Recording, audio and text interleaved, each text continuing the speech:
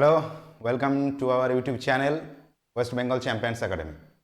আজকে আমরা পড়াশোনা বাদ দিয়ে অন্য একটি নতুন বিষয়ের ওপর এই ভিডিওটা এনেছি। আপনারা জানেন যে 2016 সালের যে এসএসসি এসএলএসটি পরীক্ষা হয়েছিল স্কুলে চাকরির পরীক্ষার জন্য শিক্ষক শিক্ষিকা নিয়োগের, সেই পরীক্ষাতে বেশ কিছু দুর্নীতি ঘটার জন্য সুপ্রিম কোর্টের রায়ে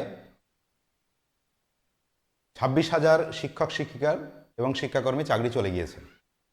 তো সেই বিষয়ে আজকে একটি রায় ছিল সুপ্রিম কোর্টে, যে এর ফলে যে মধ্যশিক্ষা পর্ষদ পশ্চিমবঙ্গের, তারা সুপ্রিম কোর্টে পূর্বোক্ত রায়ের উপর একটি এমএ ফাইল করে, অর্থাৎ মডিফিকেশন অ্যাপ্লিকেশন। সেখানে আজকে যে রায়টি দেওয়া হয়েছে, সেই রায়ে কী কী বিষয় উঠে এসেছে আজকে আমরা জেনে নেব। এই রায়ে সুপ্রিম কোর্টে থেকে জানানো হয়েছে যে প্রথম যে প্রশ্নটা এখানে রাখা হয়েছে যে 31-এ পুনরায় যে সমস্ত যোগ্য শিক্ষক শিক্ষিকারা আছেন, প্রথমে বলে রাখি 9, 10 এবং 11, 12 এই স্তরের, এই দুই স্তরের শিক্ষক শিক্ষিকা যারা আছে তাদেরকে পুনরায় পরীক্ষায় বসতে হবে, তাদের পুনরায় পরীক্ষা দিতে হবে।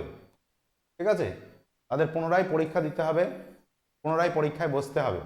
কারণ কবে হবে এই পরীক্ষাটি?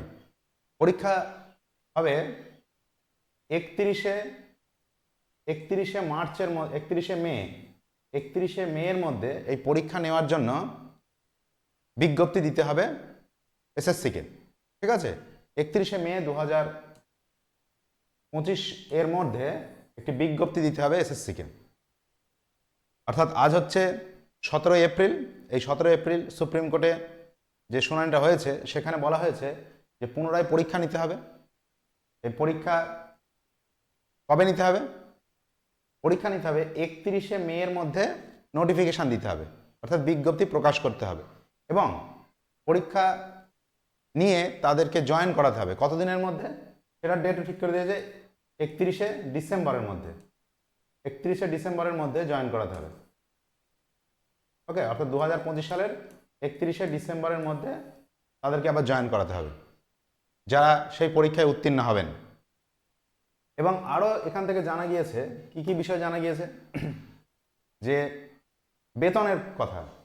বেতনের কথার আগে যে সমস্ত যোগ্য শিক্ষক শিক্ষিকারা পড়ানো থেকে বঞ্চিত ছিলেন এতদিন, তারা কি আদৌ স্কুলে যেতে পারবেন? তো সেই প্রশ্ন এখানে রাখা হয়েছে, স্কুলে কি যেতে পারবে যোগ্য শিক্ষক শিক্ষিকারা?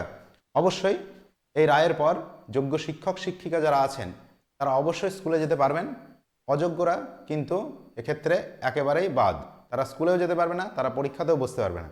এবং এই পরীক্ষাটি বলে রাখি, শিক্ষাকর্মীদের বাদ দিয়ে হবে, অর্থাৎ ক্লাস 11 এবং 12 এবং 9 এবং 10, অর্থাৎ মাধ্যমিক এবং উচ্চ মাধ্যমিক স্তরের যে সমস্ত শিক্ষক শিক্ষিকারা আছেন তারাই এই পরীক্ষায় বসতে পারবেন, এবং তারা স্বাচ্ছন্দ্যে এবং সানন্দে তারা কিন্তু স্কুলে যেতে পারবেন। ওকে, তাহলে স্কুলে তারা আগামীকাল থেকে যেতে পারবে, কোনো অসুবিধা নেই। এবং পরবর্তী প্রশ্ন হচ্ছে বেতন পাবেন কিনা তারা।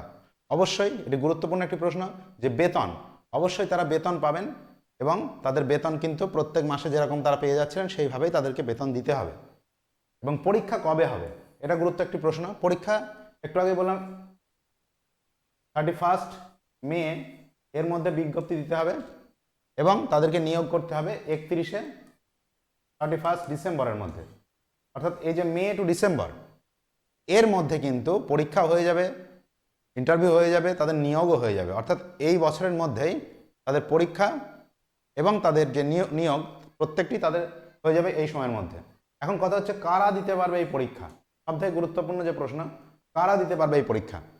এই পরীক্ষা দিতে পারবে শুধুমাত্র যারা 2016 সালে পরীক্ষায় বসেছিলেন, 9, 10 এবং 11, 12-এর যে সমস্ত পরীক্ষার্থীরা পরীক্ষা দিয়েছিলেন, তারা প্রত্যেকেই এই পরীক্ষায় বসতে পারবে, শুধুমাত্র অযোগ্যরা ছাড়া। এবং অযোগ্য অর্থাৎ যারা দুর্নীতি করে চাকরি পেয়েছিলেন, তারা কিন্তু পুনরায় স্কুলেও যেতে পারবেন না, এবং তারা পরীক্ষাতেও বসতে পারবেন না। তাহলে পরীক্ষায় কারা বসবে? পরীক্ষায় দিতে তারাই পারবে 2016 সালে যারা পরীক্ষা দিয়েছিলেন, ঠিক আছে, সে উত্তীর্ণ হোক বা অনুত্তীর্ণ হোক, প্রত্যেকে দিতে পারবেন, অযোগ্যরা ছাড়া। তাহলে এই ছিল আমাদের আজকের ভিডিও। যোগ্যদের ভবিষ্যৎ সম্পর্কে সুপ্রিম কোর্টে এই রায়টি আজকে দেওয়া হয়েছে। যদিও এতে যোগ্য শিক্ষক শিক্ষিকাদের একাংশ নারাজ, কারণ তারা চাইছেন যে পরীক্ষায় তারা পুনরায় বসবেন না। কিন্তু সবথেকে বড় কথা হচ্ছে সুপ্রিম কোর্ট এখন রায় দিয়ে দিয়েছে, এখন পরবর্তী কী খবর আসে সেটা দেখা যাক। তবে আমার মনে হয় পরীক্ষা অবশ্যই একটা হবে এবং প্রত্যেককেই বসতে হবে, ঠিক আছে। এবং সেক্ষেত্রে স্কুলেও যেতে হবে আমাদের, সেই অনুযায়ী আমরা বেতনও দেওয়া হবে। পরীক্ষা কবে হবে? পরীক্ষা অবশ্যই হবে। পরীক্ষা কবে হবে সেটাও বললাম। অর্থাৎ এই ছিল কারা দিতে পারে পরীক্ষা সেটাও বললাম, এবং স্কুলে যেতে পারবে সেটাও বললাম। তো এই ছিল আজকের ছোট্ট একটি ভিডিও। যদি ভিডিওটি ভালো লেগে থাকে আপনারা অবশ্যই চ্যানেলটি সাবস্ক্রাইব করবেন এবং লাইক করবেন এবং অন্যান্যদের মধ্যে ভিডিওটি ছড়িয়ে দেবেন, ঠিক আছে। এছাড়া আরও একটু বিশেষ খবর দিয়ে রাখি, আমি ফিলোসফি সাবজেক্টে যে সমস্ত বন্ধুবান্ধবীরা আছেন বা শিক্ষার্থীরা আছেন তাদের জন্য ইতিমধ্যে আমি ব্যাচ শুরু করে দিয়েছি। পিএসসির একটা ব্যাচ আমার চলছে এবং এসএসসির ব্যাচও আমি ইতিমধ্যে শুরু করেছি বা করছি। তো যারা এসএসসির জন্য এবং পিএসসির জন্য পড়তে চান আমার সঙ্গে অবশ্যই যোগাযোগ করুন, এবং আমার চ্যানেলে বেশ কিছু দেখবেন ভিডিও দেওয়া আছে, আপনারা সেখান থেকে কিন্তু আমার সঙ্গে যোগাযোগ করতে পারবেন এবং আমার ফোন নাম্বার দেওয়া আছে, ফোন নাম্বারে ফোন করতে পারবেন, ঠিক আছে। এই ছিল আজকের বক্তব্য। সকলে ভালো থাকবেন, ধন্যবাদ।